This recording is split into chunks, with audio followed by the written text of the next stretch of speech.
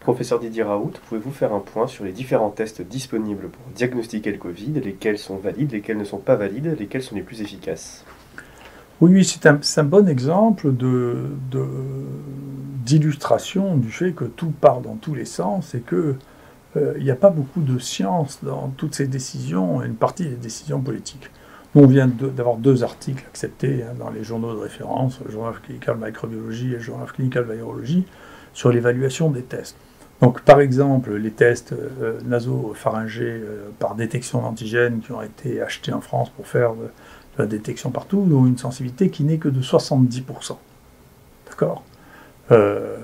En revanche, nous, on a utilisé une technique de PCR rapide en 20 minutes, qui est développée chez nous depuis début août, qui donne le diagnostic en 20 minutes et qui a une sensibilité de 100%, mais qui détecte un peu plus loin que ce qu'est le seuil dont je vais vous parler, et qui donc, quand on a des prélèvements qui montrent que l'on a très très peu d'ADN, il faut le vérifier par notre méthode.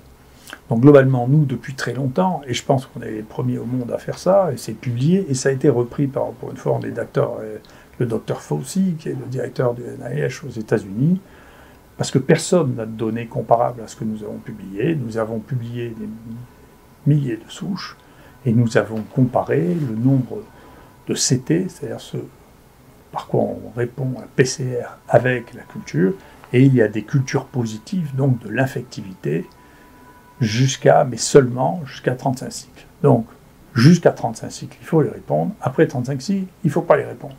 Et il y a une confusion terrible, je pense, j'engage le gouvernement, si ces papiers sont online chez nous, si moi je pourrais leur envoyer les papiers, parce que ça, c'est des vrais travaux scientifiques, c'est pas j'ai testé 3 trucs, ça marche, ou j'ai testé 4 trucs, ça marche pas.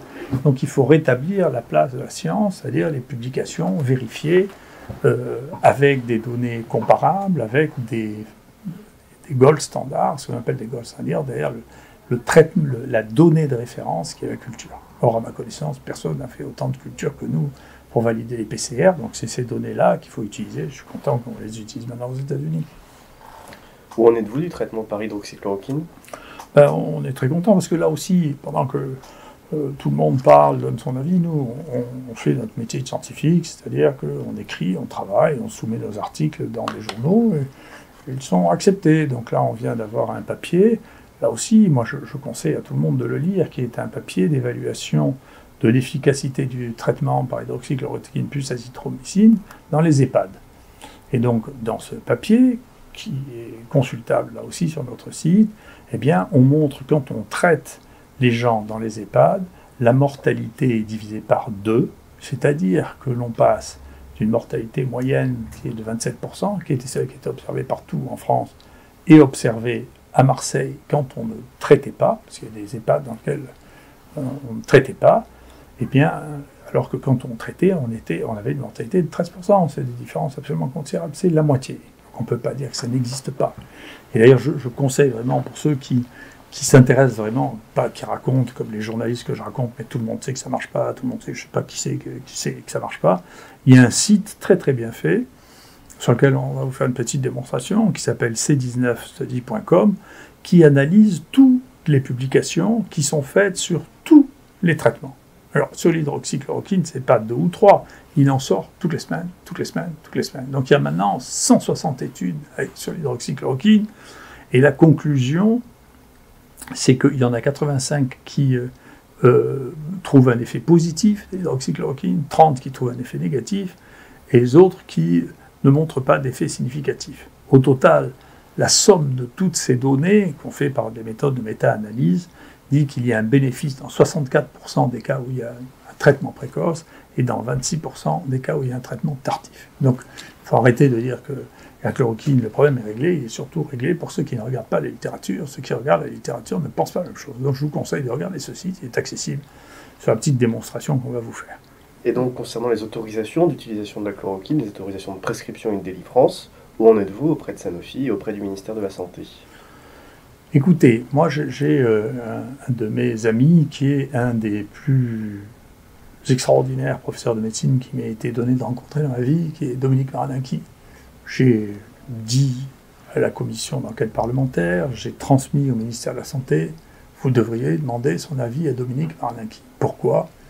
C'est lui qui a implanté ici les greffes de moelle pour les leucémies, pour les cancers. Ensuite, il a dirigé le centre anticancéreux de Marseille pendant extrêmement longtemps.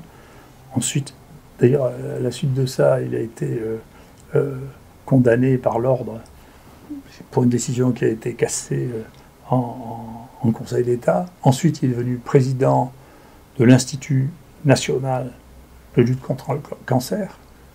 Ensuite, il est devenu le directeur de l'ANSM, et c'est lui qui a inventé les RTU, pour répondre aux problèmes des prescriptions hors AMM. Je lui ai demandé de venir faire une conférence chez nous. Elle est en ligne, chez nous, vous pouvez la regarder. C'est une très grande leçon de médecine donnée par un des très très grands messieurs de la médecine, pour lequel j'ai une admiration folle.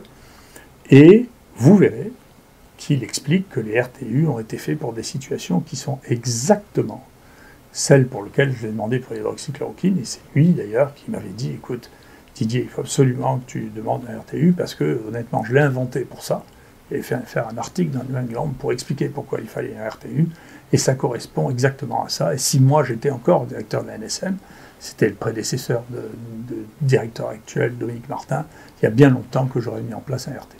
Donc il faut le regarder, parce que c'est extrêmement important. Quant à Sanofi, vous voyez, pour rassurer ceux qui pensent que j'ai des liens d'intérêt avec Sanofi, au contraire, je suis obligé de me battre régulièrement pour pouvoir avoir du Plaquenil, pour pouvoir le distribuer ici, à telle enseigne que j'ai fini par demander maintenant que soit clarifiée la position de Sanofi vis-à-vis du ministère, qui vient d'écrire une lettre au ministre, que je vais mettre sur le site, qui dit maintenant, monsieur le ministre, il faut que vous me disiez si j'ai le droit ou pas de livrer l'IHU en hydroxychloroquine, parce que je ne comprends plus ce que je dois faire. Donc j'espère que le ministre va répondre à cette question. Comme ça, on verra qui c'est qui ment dans cette histoire. Est-ce que c'est Sanofi qui ment en disant non, non, j'ai des consignes ou j'ai des interrogations qui ne me permettent pas de le livrer, ce qui est du refus de vente en pratique. Et donc je pense que Sanofi prend des risques dans ces conditions. Sanofi n'a pas à savoir à quoi nous utilisons les médicaments que nous recevons dans un hôpital, d'une part, et d'autre part, savoir si c'est le ministère qui essaie, après avoir pris des arrêtés nous autorisant à utiliser ce médicament qui, incontestablement, dans les trois quarts du monde, est considéré comme étant efficace, essaie de passer par une relation biaisée avec Sanofi. Il faut clarifier cette situation. Et de toute manière, pour la clarifier, il est clair que la réponse que nous a donnée le directeur de l'ANSM sur les RTU est absolument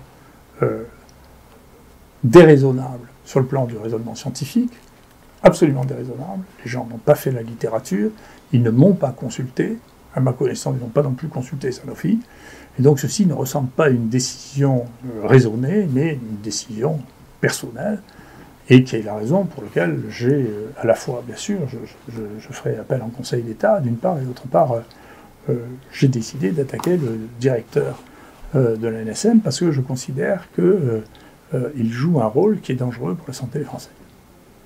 Je vous remercie.